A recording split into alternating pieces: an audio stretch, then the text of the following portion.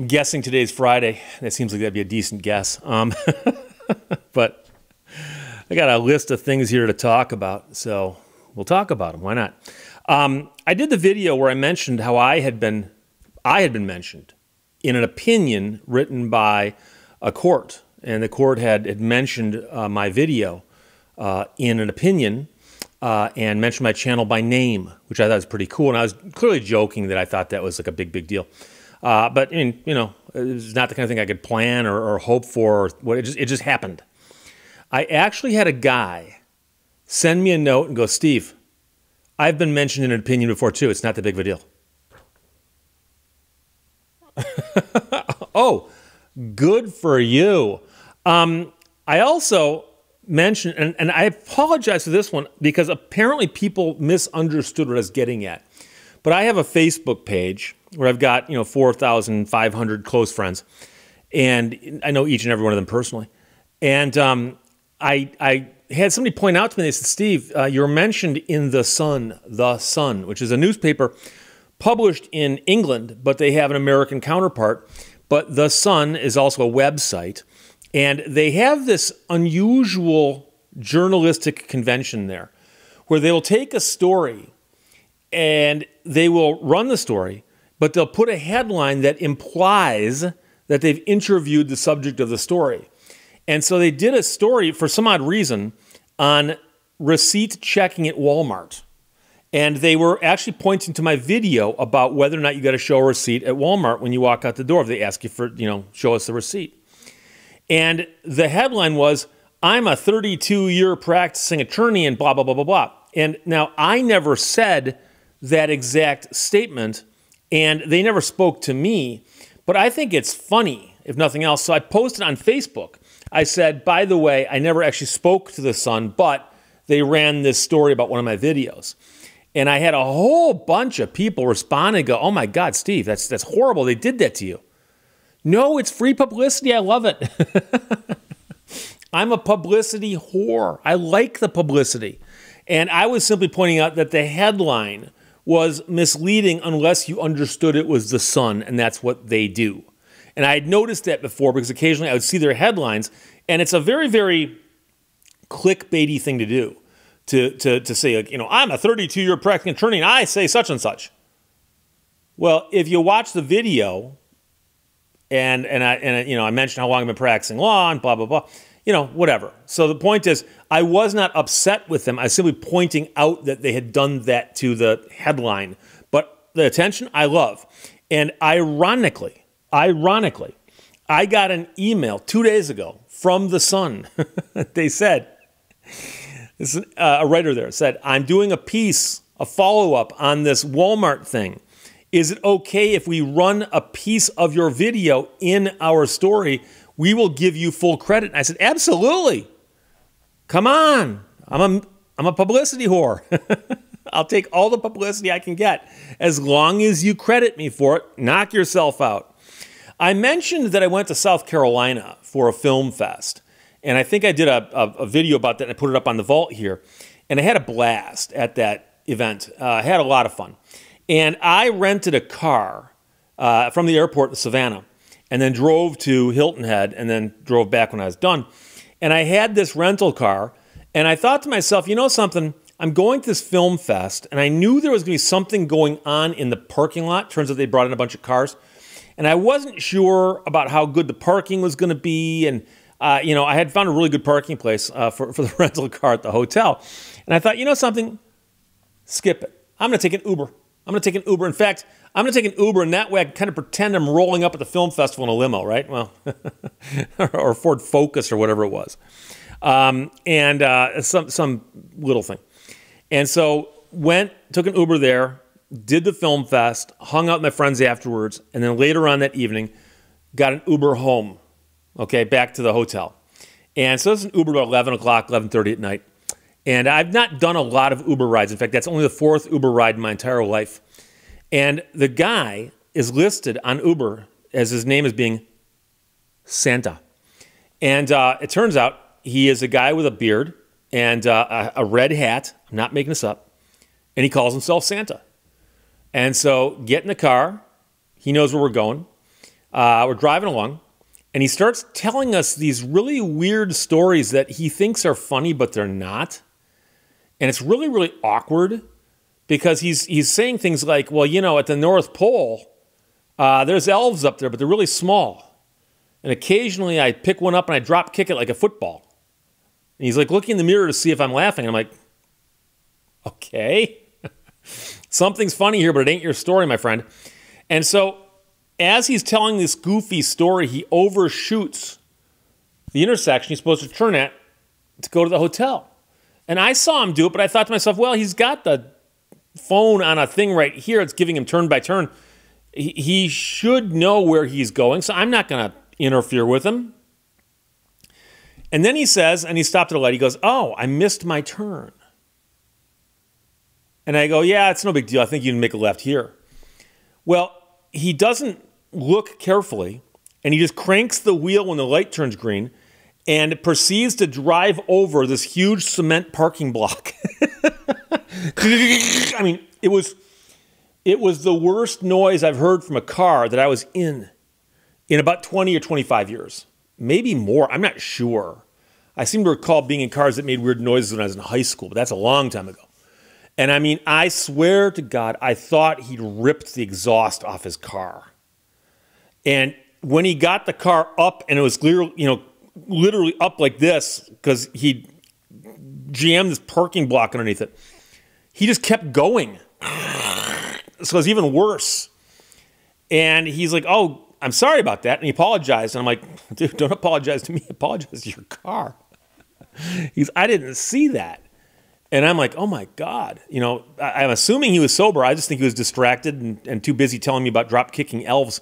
So the hotel is literally less than 100 yards from there. So got out almost immediately, and I kind of looked, and he drove off in the distance. And it did not rip the exhaust off. But I guarantee you, if you looked underneath Santa's Uber, and that sounds like a really bad euphemism, but it's not, there would be a grind mark all across the bottom from a cement block. Got an email the other day from a gentleman who says that he works in some kind of accounting field. And he said, Steve, I've been watching your videos now for a couple of years, and you keep talking about civil asset forfeiture. And he goes, and I don't understand why you skip the obvious solution. And it's such an easy, obvious solution. It makes me wonder if perhaps you're purposely skipping it. Because there's a way that you could prevent them ever taking your money. He goes, paperwork. Paperwork. He goes, so when you go on vacation, you take some money out of the bank, he goes, keep the receipt that shows you took it out of the bank. Boom, they can't take your money. Yeah, they can. Why can't they again? Explain to me how when the police say we're going to take your money and you go, I have a receipt. That they're going to go, oh, you've got a receipt. Oh, that trumps everything. Among other things, remember they can take your money if they think it's a product of a crime or if they think you're going to use it in a crime. So you withdrew the money from the bank so you can go and buy drugs. That receipt doesn't prove anything. And by the way, the receipt doesn't prove how you got it into the bank. Maybe this is the proceeds from another crime that you put in the bank to launder it, and now you've got a receipt. That doesn't help. And by the way, there have been documented examples of people who could show where the money came from. They had the paperwork, and the police go, we don't care. We'll see you in court. See ya. So I'm not skipping the obvious solution. And by the way, I don't know why, and this is something that actually bothers me more than having to talk about this in the first place, is people will watch a video or two about a topic they knew nothing about yesterday and think about it for 30 seconds and go, I got a solution to that. How come nobody's thought of this? People have thought of it, and it doesn't work. I've had people go, Steve, it's obviously a taking under the Fifth Amendment. Takings clause. You just sue and get your money back. You don't think they thought of that. They've tried that. Doesn't work. Doesn't work. So all of the easy solutions that occur to you in the 30 seconds since you first heard of this, trust me, attorneys have been thinking about and trying for the last 30 years. So yes, we thought of that, and it doesn't work. And it's been tried, and it doesn't work. So it's not an easy, simple solution that I'm skipping. It is something that's been tried and didn't work. There you go. Finally, this is going to sound a lot like a story I told previously, but it's actually a second story, and I don't know why things like this happen. I came into work not so long ago, and my desk phone is blinking at me, indicating that I have a voicemail. And so somebody called either late last night or early this morning, and I look at the call log, and yeah, there's a voicemail. But someone else has called and hung up, called and hung up, called and hung up, like 15 times that morning. And I look at the timestamps, it's like 7:06, 7:07, 7:08, 7:09. It's not the person who left the voicemail, different person. So two different people involved here. So I clear the voicemail, and I'm looking at all these calls and hang-ups from one number. And apparently they stopped after one. I thought, well, maybe it's an auto dialer that got stuck. It's an auto dialer skipping like a bad record. But just on the safe side, I made a mental note because it was not somebody in Michigan. It was somebody in another state calling and hanging up, calling and hanging up, calling and hanging up. But they did not leave a voicemail. And so I'm going about my day like I normally do, and the phone rings. And I glance down at it, and it's that same number. So I think to myself, well, I'm not going to answer it. They can leave a voicemail, like they're instructed to do. And they don't leave a voicemail. And they call back. And they hang up. Call back. Hang up. Call back. Hang up. Call back. Hang up. They're just doing this constantly. Now, at this point, it's a battle of wills. And trust me, I can not answer the phone easier than you can auto dial it. So I'm just sitting there looking at this phone, just going, why is somebody doing this? What planet do you live on where you call someplace and get a voicemail that says, hi, Steve Lehto, I'm not here right now. I'm either on the phone or away from my desk. Please leave a message. I'll get back to you. And I'm just baffled, and I want to almost pick up the phone to ask, but then that would be kind of defeating the purpose. So I'm watching, and this person's just calling and calling and calling. And amazingly, one time, they don't call back immediately, and the light comes on. The voicemail light comes on. They left a voicemail. Miracle of miracles. They left a voicemail. So I listened to it. The guy goes, hey, I hate to have to cancel an appointment, but I will. Then he hangs up. I hate to have to cancel an appointment, but I will. And he left a phone number.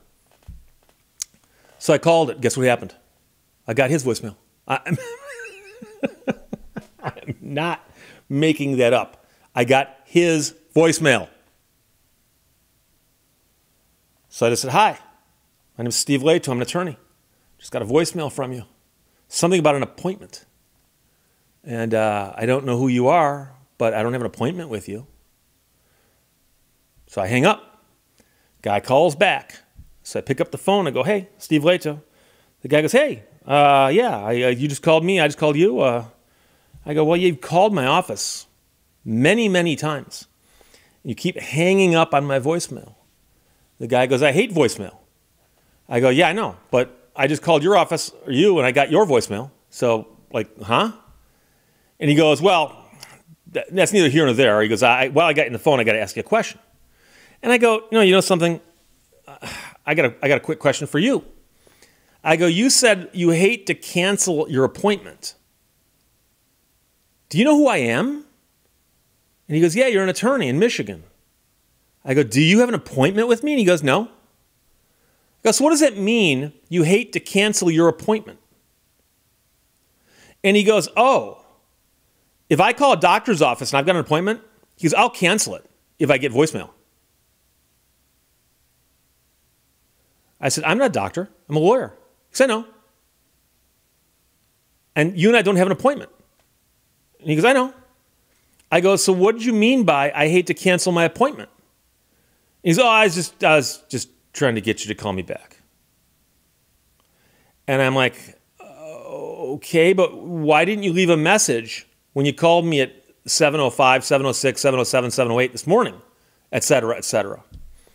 He's, well, I hate voicemail.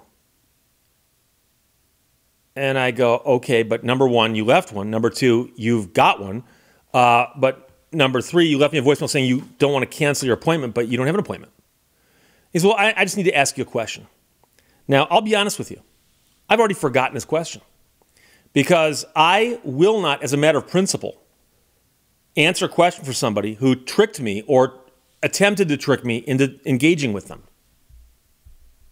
I just said, I can't help you. You're not in Michigan. I can't help you. Oh. And I was expecting him to say, so you mean I called your office like 50 times for no reason? So I could say, yes, you did. But that was the latest thing there. And again, I don't know. People don't understand that when you call someplace and just hang up, call and hang up, call and hang up, all you're doing is annoying the people at the other end. Because modern phones, every phone I've seen for the last 10, 15, 20 years has got a call log on it that shows you all the previous calls.